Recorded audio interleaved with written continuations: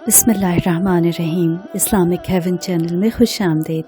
अगर आपको मेरी वीडियो पसंद आए तो इसे लाइक शेयर कीजिएगा, चैनल को सब्सक्राइब कीजिएगा, बेल आइकन को ज़रूर प्रेस कीजिएगा ताकि हर नई आने वाली वीडियो आपको बर वक्त मिल सके। अब्दुर्रहमान बिन ज़ियाद से रिवायत है कि एक वक्त हज़रत मूसा अलैहिस्सलाम किसी मजलिस में बैठे थे। इतने में इब्लीस उनके पास आया और उसके सर पर कुल्लादार टोपी थी जिसमें तरह तरह के रंग थे। जब हज़रत मूसा अलैहिस्सलाम से करीब हुआ तो टोपी उतार डाली और सामने रख ली, फिर आकर सलाम अलैक किया।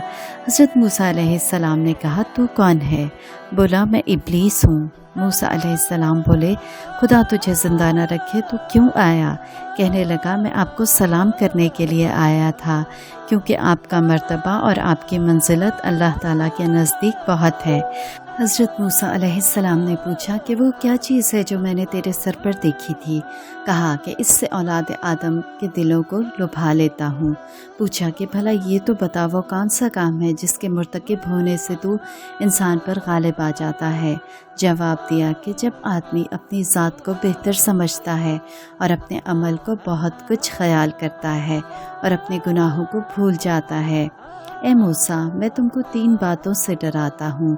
एक तो गैर महरम औरत के साथ तन्हाई में ना बैठना, क्योंकि जब कोई गैर महरम के साथ खिलवत में होता है तो उसके साथ मैं बज़ाते खुद होता हूँ, मेरे साथ ही नहीं होते, यहाँ तक कि इस औरत के साथ उसको फितने में डाल देता हूँ। दूसरे, अल्लाह ताला से जो अहद करो उसको पूरा करो, क्योंकि जब कोई अल्लाह ताला से अहद करता है तो उसका हमराही अपने साथियों को छोड़कर मैं खुद होता हूँ, यहाँ तक कि इस शख्स और वफ़ा अहद के दरमियान हाइल हो जाता हूँ।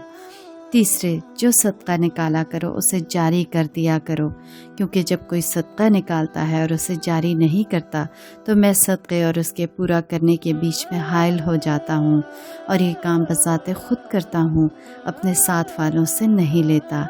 ये कहकर शैतान चल दिया और 3 बार कहा, हाय अफसोस, मूसा ने वो बातें जान ली जिनसे बनी आदम को डराएगा।